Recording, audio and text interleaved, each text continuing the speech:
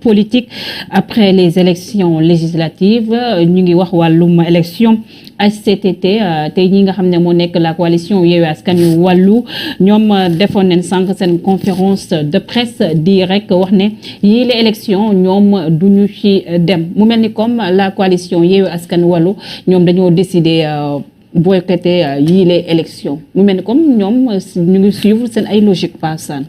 Oui, ils suivent leur logique. Je pense que man li ma ci neex dans toute cette histoire am na ci lu ma naqari am na ci lu ma neex lu ma naqari mooy on a vécu le même spectre que 2019 mooy des élections fallacieuses bizarres yoo xam ne ñëpp xam nañu lii du résultat yi même chose moo am ci députation bi une élection bizarre boo xam ne ñëpp xam nañ ni le parti au pouvoir dafa nërmeelu ba xalam. Comment ça? Mais ça c'est de visu ñëpp xam nañ ni loolu la mais ils se sont arrangés lijjanti ko comme quand dans le communiqué de Yewwi on nous dit que il paraît que Macky Sall dafa ne Antoine Diome lijjantil ma 82 yi. mais loolu est-ce que xel mën na ko nangu est-ce que au Sénégal tollati neen fi. non mais sàcc bi c'est en amont sàcc buy am du sàcc nii ñëw tàcc ci élection non c'est en amont et c'est des stratagèmes façon yi bëri na feem yi bëri na njàpp. alal ji ñuy tuur si dëkk bi pour corrompre les gens la veille d'élection le jour de l'élection mais kenn xamul nu mu toll demal indil ma kayit yi boo ma ko indilee ma jox la ndàngam avancé ngi nii nangam Pikine am na ñoo xam ne 175 000 la leen doon proposé 175 000 quand on me l'a dit je suis tombé des nues j'ai dit ndeysaan gars yi egg nañ foofu niveau bu jaral na leen ko ak forme de pression bi ñoo teg ci ñenn ñi administration sénégalaise kuñ ci yëg ne votel nga Yewwi yow affectation fële nga jëm yooyu noonu ak yeneen njàpp c'est-à-dire que régime bi li mu waroon réussir lu mu waroon liggéey pour réussir que sénégalais tàtt non moom dakaa teg na la ne ci mais terme bi sax dafa rus naa koo tudd c'est-à-dire tout est de rare xam nga kaña mbirëb kaña c'est-à-dire moo la def loo xam ni saa nit ñi buñ ku ko yëg taf sa gémmiñ mais pas ça ci lan allez-y ci lan parce que voilà on veut garder le pouvoir la meilleure façon de garder un pouvoir encore qu'un pouvoir on ne le garde pas parce qu'il s'estompe un pouvoir a toujours une fin soxna si c'est sûr sama kilifa yi nañ delloo si seen xel si yàlla au conseil des collectivités territoriales make sense ban njëriñ la fi am lan lañ fi def du début à la fin c'est-à-dire après tout léegi dites-nous ce qu'ils ont fait. Un budget de 10 milliards de francs CFA. ñaata. Un budget de 10 milliards. Qu'est-ce qu'ils ont fait? Conseil économique, social, environnemental. Assemblée nationale doy na. 2012 président Sall bi muy ñëw yooyu yëpp dañ ko tegoon de côté parce que dañ ñëwoon inondation baa ngi fi donc xaalis bi dañ ko def ci loolu. waaye inondation ngi waat nii. Qu'est-ce qu'il faut faire? njàpp muus dafa baax ci nit muus. xam nga tey mën nga teg xel nit ñi mais lii woon amatul il y a 25 ans il y a 30 40 50 ans mënoon nga ko def la donne a évolué maintenant les gens ont compris et ont super compris léegi nit yi xam lan la soxla nee naa la Sénégalais ànd ñoo kenn xam ku ñu ànd yoon bi rek li ñu bëgg ñoom fi ñu nekk boo fa nekkee ñu ànd ak yow coow li muy bare tout le monde aurait pu et échoué ba mu des Macky Sall.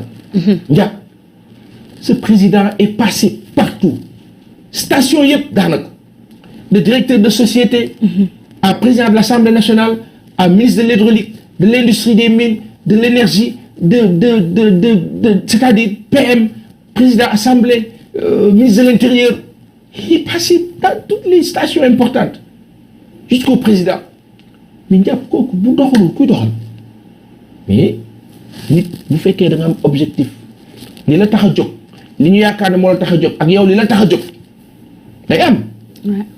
mais échec rek aujourd'hui à 1 an presque yoo xam ni boo ci tegee je crois boo ci tegee fi nekk nii 12 mois ñaar nga ci teg daanaka 14 mois nga dem élection présidentielle. 15. 14 ou 15. yaa ngi koy wàññi benn mois. 14 ou 15 t'es sûr. 15 la passe. 15 waaw soit. bu la neexee sax def ko 20 mais c'est-à-dire que fin nga gën a jege que leneen. c'est sûr. ci kàttanu yàlla. te ci texte yi nag jeexal nga. ci texte yi xaw ma nag moo ko àll jël après mais ci texte yi encore que njàpp am na kàddu goo xam ne ba génne ak na mu génne woo ak na nga ko waxee wër àdduna bi wax ko bokkul ak 5 ans ya de bii yoon dafa raw 5 ans ya. parce que say nit sax dañ kaa wax Aly Ngouille Ndiaye Aminata Touré Seydou Gueye Ismaïla Madior Fall ñeent ñooñu ñëpp taxaw nañu ne président Macky Sall du def 3e mandat. mais ils ont changé de discours. waaw mais changement de discours boobu nag ñun fréguewuñu dégg nga fréguewuñu maanaam lijjantiwuñu ko parce que à un moment donné c'est comme si on injurie un peuple entier ñu nga xool mbooloo askan des millions de Sénégalais nga leen di daggal ay saaga ndey loolu la en fait après nag population bu ñu amee fulla non ni nga leen ko daggalee noonu la kaa daggalaatee aw delloo la ko parce que c'est de l'irrévérence de l'irrespect quand un professeur d'université du nom de Ismaïla Madior Fall dit à des millions de Sénégalais non station ba ma nekkoon fa ma nekkoon mënoon naa wax mais fi mënatuma wax ci loo xam ne dëgg la. là c'est le politique ah casquette politique am la soloon pas loolu aussi mën nga ko nangu. politique bu baax du politique bu baax soxna si bu fekkee politique ay wax lu dul dëgg la ak wax yi naa fekk mais du politique bu baax c'est-à-dire que il faut que même ñun au niveau de la presse njàpp ñun ñii di wax soi-disant. il faut que ñuy wax autorité ne leen hey. yéen loolu génne leen ko ci seen subconscient parce que li ngeen noo wax nii du dëgg bi lii la à un moment donné dëkk nation day toll fa nga xam ni faw nit ñi wax li fi nekk ne kilifa yi yéen li ngeen noo gëmloo nii tegu leen ko fenn parce que yéen da ngeen ñu manqué respect xamoon ni mbir nit ak nit la rek nit moom ni nga ko jàppee la lay jàppee bu fekkee ñun dañoo waye di toog seen kanam bu ñu waxee nu naan nii xulil naan nii wuy di kii nañ leen di wax ne leen kilifa yi li ngeen di def du dëgg du yoon ñu xam seen bopp mais am suñu kees tuuti. mais Vincent dafa mel ni comme coow yi li nga xam ne mooy législative bi pënd bi wureegul ba tey comme ni ñu koy waxee en wolof 82 sièges moom la Benno Bokk Yaakaar am selon les résultats provisoires yi nga xam ne joxe nañ ko keroog ci jeudi bi Yewwi Askan Wi il se retrouve ak Yewwi Wàllu 80 sièges Pape Djibril Fall les serviteurs Benno Bokk Gis-Gis bu Pape Diop ak ñi nga xam ne mooy Aar Sénégal ñoom am neen benn siège donc fu mu toll nii mun nañu wax ne Benno Bokk Yaakaar ñoom chute la ñu def parce que de 127 députés à 82 députés ñi ñu nekk en quête de majorité sànq dégg nga ci conférence de presse bi nga xam ne Yewwi Wàllu ñoo ko amal ñuy mel ne aussi ñuy artu seen ay voilà seen ay élus pour ñu bañ a dem day jaayi seen ay voix. Ndiap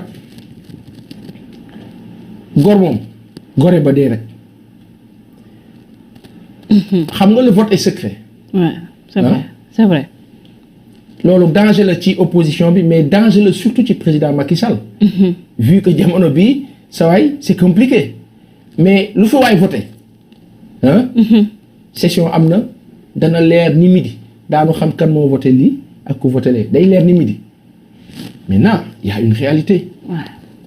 am na ñoo xam ne dañ naan bàyyi leen xel waa Yewwi bàyyi leen xel waa Wallu yéen a ngi wax Pape Djibril ñu si des li ma Chérif doon wax ci suba mais bàyyi leen xel ñeneen ñi nga xam ne ñu ngi ci biir intercoalition bi ñi nga xam dañoo mel ni Baye Assane yoruñu oto yoruñu dara amuñu moyen affaire bi nekk lu bees ci seen kaw ngay am 1,3 million yu war a ñëw mais 1,3 million ya du la doy parce que am na ku tudd Benno Bokk Yaakaar mën na ñëw ne la saway weer bu dee dinaa la jox 6 millions loolu man ak yow la melal li dara xew la dinaa la jox 6 millions chaque weer d'ailleurs sax nii jox ñu sa RIB relevé d'identité bancaire xoolal identité bancaire bi xoolal jox ñu sa kii. ñu parce que tout de suite on va te virer benn 15 millions bon juste rek pour nga defaru nga waajal sa bopp njaat bu la yàlla dimbaliwul.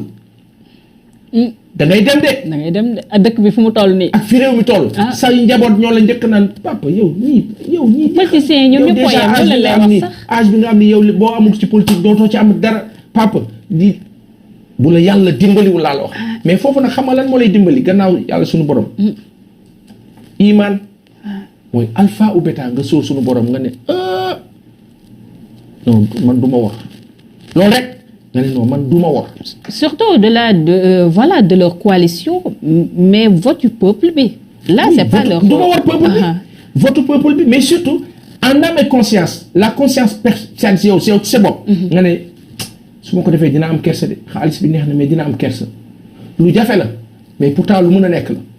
luy yokk daraja te est-ce que xam nga ne yàlla sax da ciy yokk fan sunu borom.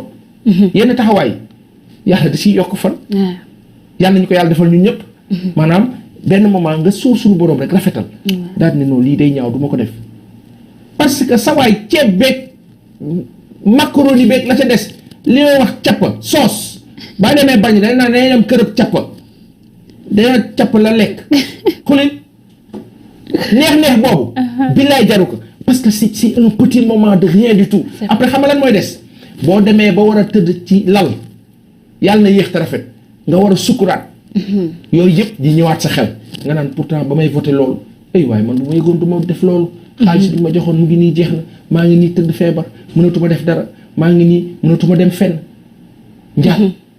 jaru ka réew mi toll na foo xam ne dañoo nekk ci danger su fekkee dem nañu ba suñu nguur di voté ay OGM dinu ko nëbb sa waay nguur googu képp koo xam ne a ngi jóg di ko xeex a ngi ci diine ji te nguur bu mat a xeex la parce que ce sont des criminels le pouvoir en place là qui fait rentrer les OGM au Sénégal dinu ko nëbb c'est un crime haute trahison la loolu moom président dañ la kaa wax sèchement c'est de la haute trahison parce que loo xam ne Europe bu la jàppee dañ lay tëj ñoom ba nañ ko ba seen ay produits OGM dañ la ko siy bindal mu leer nañ à vos risques et périls baa bëggee nga jël ñu bind ko te dafa am niveau am limite yow nga jël ko dugal ko sa biir dëkk nëpp ko sa askan mooy da nga leen bëgg a faat mooy on veut nous tuer nga jël ndox mi jox ko nasaraan bi nga xam ni moom seen président moo taxaw ne ñun suñu ay 9 doom dafa bare nga jox ko ndox mi dugg suñu biir ñun dañoo xam lu moo def si ndox mi dañ ko xam xamuñu ko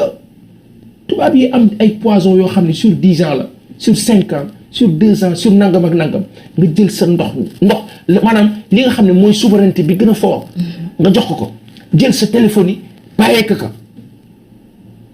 mu jël canal di la ko jaayee 40 000 à la place de 6 500 en France Flybox. li ma doon wax ci suba Flybox. bii ñuy jaay wifi bii. nga koy jëndee 30 000. ba pare ñu la ci fayeeku crédit encore bu cher 12 500 le mois ou 12 900 12 500 la woon de ñuy sat ci yokk ci yeneen 400 muy 12 900 le plus grave li gën a grave mooy Flybox bi yow da nga ko jënd dafa mel ni téléphone nga jël ko def ci sa crédit man su ma defee crédit sama téléphone su ma génnee mun naa woote fu nekk. bu ma demee Thiès damay woote ak feneen mais tu sais qu'est-ce qu'ils ont fait le Flybox da nga ciy def crédit mais boo génnee sa kër du dox tamit wifi mobile. nga yor sa box sa boîte loolu la mu doon. c'est de l'arnaque. c'est de l'arnaque Sonatel Orange ñoo ñu ko def te ñëpp dañ ko war a yëg maanaam boo jëndee Flybox bi tey boo demee Parcelles Assainies du dox. nga génn nekk biir Ndakaaru te ñoom tubaab yi ñuy am wifi ci métro beeg fu nekk foo dugg connecté gracieusement. nga tourné ñu jël ambassade Guy Marius doon dénoncé nga jël ay étudiants di leen fayekuloo ay frais SMS 715 francs CFA SMS 715 francs CFA des milliards arnaqués aux Sénégalais sur la demande de visa France amee nu bañ ñoo mais moo fàttali suñu nguur yi di continuer. avec la complicité de nos États. Hein. mais de nos autorités. mais loolu njàpp ku ko waxul lan ngay wax. et après si les autorités veulent qu'on les respecte on les respectera de façade respect bi nii la mais ñun bu ñu tëjee suñu nekk lan neex la noo wax. nii mën nañ leen jox cër mais bu ñu tëjee suñu nekk non dinañ leen mere yoo xam ne lu mu leex lañ leen di wax. Comprenne qui pourra.